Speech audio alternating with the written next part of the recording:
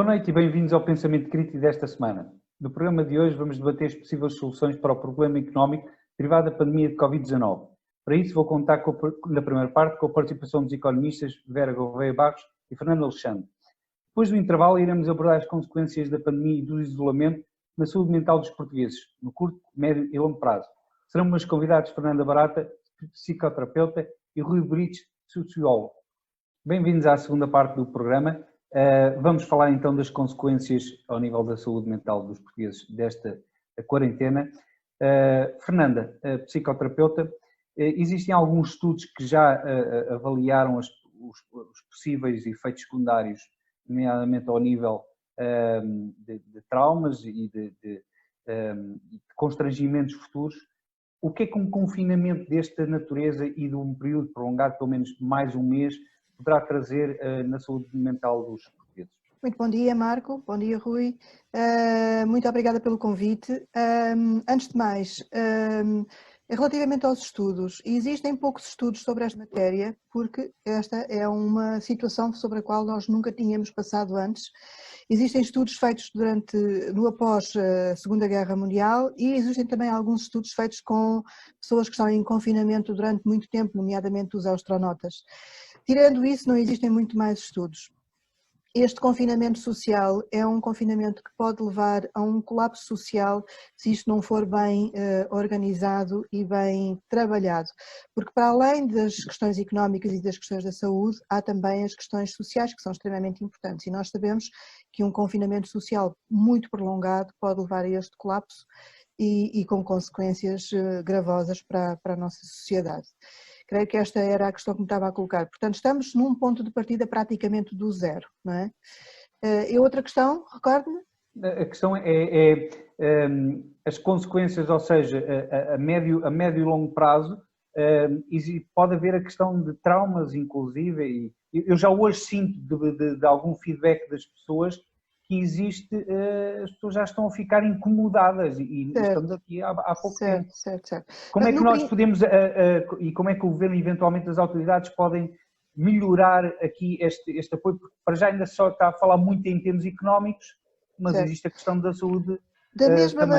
Da mesma maneira que para fazer baixar a curva da pandemia é preciso testar, para fazer baixar este colapso e estes traumas que vêm aí por causa deste isolamento muito prolongado e muito profundo, é preciso apoiar.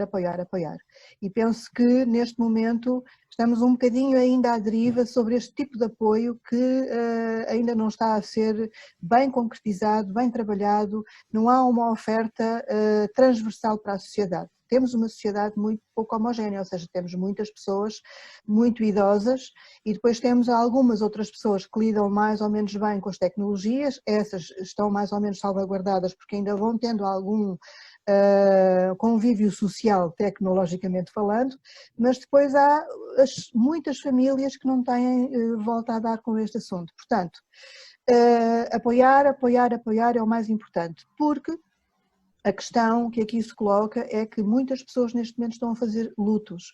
E o luto não é só de alguém que nos parte, é luto de muitas situações, luto de emprego perdido, de pessoas que estão a trabalhar em países distantes e que, portanto, não conseguem conviver com elas, lutos de pessoas que tiveram que se isolar em outras, foram para aldeias, foram para outros sítios. Há muitos lutos a fazer neste momento. E este tipo de apoio, na minha perspectiva, ainda não está a ser bem concretizado, não está bem trabalhado. E o que é que, nomeadamente, os profissionais de saúde, as ordens e o governo poderiam fazer em relação a isso? E ainda bem que a Fernanda fala em relação ao luto, porque é importante ter noção de que hoje não apenas os familiares das vítimas do Covid, mas todos os familiares que tiveram parentes que faleceram, basicamente, não estão hoje a fazer o luto devido, porque as pessoas basicamente não têm funerais, não é? Portanto, não existe aquele período essencial para se fazer o luto.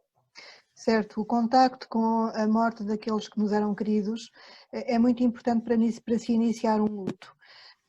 E por isso, sem esse ponto de partida, podem criar-se aqui situações de luto patológico e de luto crónico que se prolongam ao longo da vida e que causam muitos dissabores psicológicos, colocando até mesmo as pessoas em situação de baixa prolongada por dificuldade de ultrapassar e de superar essas situações.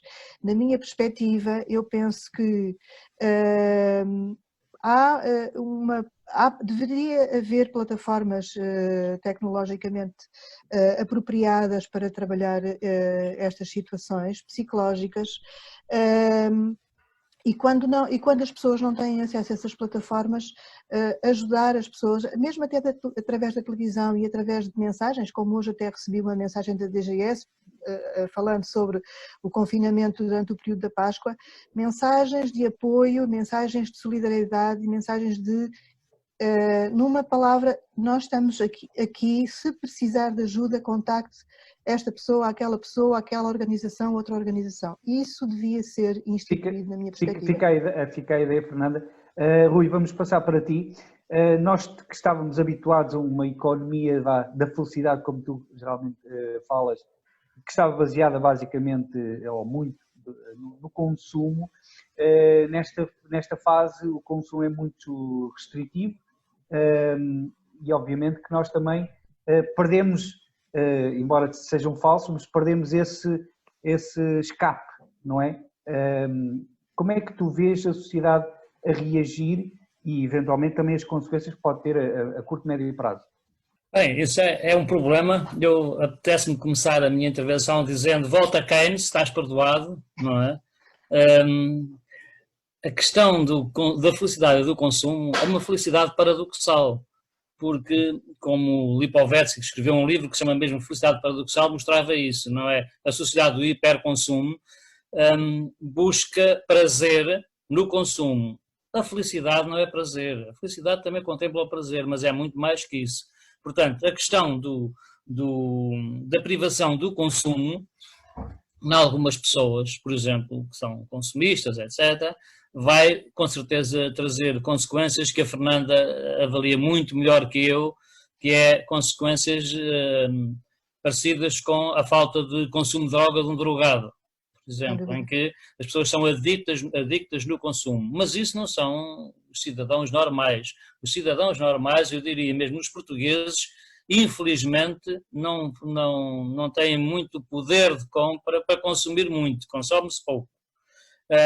Mas o facto de estar privado de se deslocar a qualquer lado, isso também, vamos lá chamar as coisas pelos nomes, ó Marco. Até o consumo, com a restrição que há de consumo direto, ir à loja, hoje em dia está minimizado com as novas tecnologias. Mas quem é que tem acesso às novas tecnologias? Por exemplo, eu acredito que a Fernanda, o Marco e eu nunca nos sentimos isolados, porque nós estamos sempre conectados com os nossos amigos. Eu até já fiz um jantar de aniversário com o Zoom, e correu bem, não é? Não estamos separados. Agora, pensa-se, e eu custa-me um bocadinho ouvir isso, muita gente que comenta na televisão hoje em dia. Hoje, uma coisa que descobrimos estamos cheios de especialistas em Covid, é uma coisa absolutamente impressionante, não é?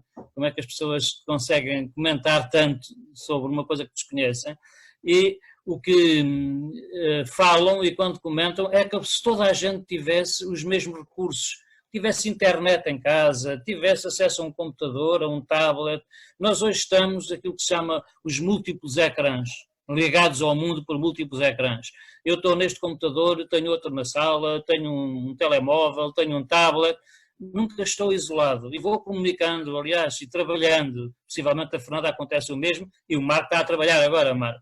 Portanto, eu nunca deixei de trabalhar, eu dou aulas à distância, eu tenho que corrigir trabalhos, tenho que receber trabalhos, portanto, comigo não há muita diferença. Digamos que eu até, o não poder sair é uma bênção, tenho mais tempo para fazer muitas coisas que gosto e que não posso fazer. Mas, claro, nós não somos exemplos. Portanto, as pessoas que neste momento, e eu tenho tido muitos feedbacks disso, mando muitas mensagens, etc., em que o pior que lhes acontece é estarem confinados, não poderem ir ao bar, não poderem ir ao café, não poderem estar com as pessoas, etc. Mas nós nunca estamos isolados. Eu ainda aqui há dias partilhei uma coisa no meu Facebook que era, e se isto fosse há 50 anos, este confinamento, em que o telefone, eu ainda me lembro quando o meu telefone fixo, quando eu pedi a instalação do telefone fixo, demorei 5 anos aqui na altura, PT, não era PT, já não me lembro como se chama, me instalasse o telefone fixo. Ora, hoje nós vamos aqui num sítio qualquer, compramos o cartãozinho e estamos ligados imediatamente. Mas Rui, mas hoje também nós estamos bastante mais agarrados à ligação, ou seja, na altura estávamos um pouco mais isolados e estávamos habituados a isso. Hoje em dia não estamos habituados a isso. E as pessoas ganharam aquela necessidade de, como tu dizes, é certo que nós falamos pelos meios tecnológicos, mas não é a mesma coisa. As pessoas precisam do contacto. Marco, claro que não é a mesma coisa, eu só estou a dizer, mas minimiza. Esta possibilidade que nós temos, eu acho que não nos afeta muito a privação de podermos ir à rua, etc., em termos psicológicos, como a Fernanda falava, mas eu isso não gosto de falar daquilo que não conheço. Não nos afeta muito porque nós não estamos verdadeiramente isolados, nós estamos em conjunto, estamos com amigos. Agora, há no que toca à economia, há um problema complicado. Eu aí já não queria pensar tanto na felicidade, a felicidade pelo consumo é uma coisa, é a felicidade ilusória, porque as pessoas nunca... aliás, é nisto que se baseia, por exemplo, a obsolescência programada dos meios tecnológicos, em que a gente, passado um ano, o telefone já não presta, já não serve, etc. As pessoas estão sempre a consumir. Ora, esse consumir, hoje... Eu, se quiser comprar um telemóvel, não precisa de lado nenhum. Aliás, estou à espera que venham aqui a casa entregar-me, uma empresa que faz entrega de produtos que eu encomendei. Rui, deixa-me que eu queria te fazer uma pergunta. Tu que estás habituado a analisar também estudos sociológicos, nomeadamente em relação à Europa, numa resposta muito, muito rápida, estes problemas que têm existido no Eurogrupo, nomeadamente na aprovação do pacote de auxílio, podem criar ainda mais sentimento negativo dos países, nomeadamente do Sul, em relação aos países do Norte, e haver aqui alguma crispação adicional que possa provocar alguma saída? Marco, isso não tenho dúvidas nenhumas e, aliás, basta quem estiver atento às redes sociais ver que isso já está, esse clamor já está, ou seja, já começa a perguntar esta Europa para quê? Agora, a questão que se coloca aqui é que os países que são mais remitentes a esta ajuda, porque a economia tem que ser relançada. A economia, se um perder na Europa, todos perdemos. A questão é que o relançamento da economia não está a ser solidário. Os países que mais beneficiaram do Plano Marshall, quando foi a destruição da economia a seguir à Segunda Grande Guerra Mundial, são os países que obstaculizam hoje a mutualização da dívida, por exemplo. E isto tem problemas muito grandes, porque as pessoas não conseguem compreender qual é a vantagem de estar numa União Europeia que não é una. E um dos grandes problemas que vai subsistir na União Europeia, e isso vai ser se calhar a machadada final, não sei se é ou não, é o Brexit dar certo. Se a Europa, exatamente, se o Brexit dar certo, a União Europeia desfaz logo, completamente. Mas também não é preciso muito dizer, basta a Itália agora, não é? Exatamente, fica essa mensagem. Fernanda, uma última pergunta. Como é que nós, internamente e para os familiares e amigos que temos, como é que nós nos podemos ajudar, através das questões dos meios tecnológicos, a ultrapassar esta fase? E nomeadamente aquelas pessoas que estão hoje também bastante mais frágeis por causa do desemprego, não é, que vai aparecer, e o que já existe e que vai ainda aparecer. Como é que nós podemos fazer o nosso trabalho, Como é que podemos ajudar? Em termos psicológicos, é que estás-te a referir. Sim, em termos psicológicos, sim. Marco, pronto. Eu penso que há que ajudar as pessoas a olhar com clareza e sem medo e sem ansiedade sobre as situações que se vão colocar, que se colocam à frente no futuro próximo e no futuro a médio prazo. Olhar com clareza é enfrentar, chama-se isto enfrentar, a situação do enfrentamento que muitas pessoas fogem com fugas, não é? Fugas das mais variadas ordens, não vamos entrar por aí por falta de tempo, mas ajudar a olhar as pessoas com essa clareza o futuro próximo é o primeiro passo. E Portanto, depois... não passar o paninho quente, ser Exatamente. direto, Não virar costas. mas ser otimista. Sim, não virar costas, não entrar por outras Fernanda, situações. só um bocadinho. O Marco agora falou numa coisa, ser otimista. Os tais estudos europeus. Os portugueses são na Europa os menos otimistas. Aliás, Pronto. eu vou enviar um dia destes, o Marco vai receber uns dados que eu coligi sobre as atitudes e valores dos europeus importantes no tempo de Covid.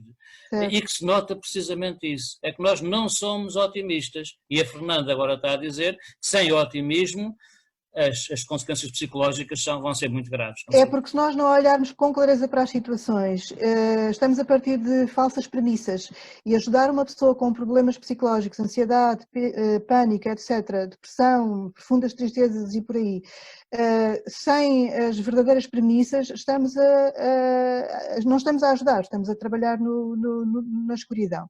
E, portanto, primeiro passo, ajudar as pessoas a olharem com clareza para as situações e, a partir daí, começar a clarificar como é que essa pessoa pode reformular e reinventar a sua vida a vários níveis.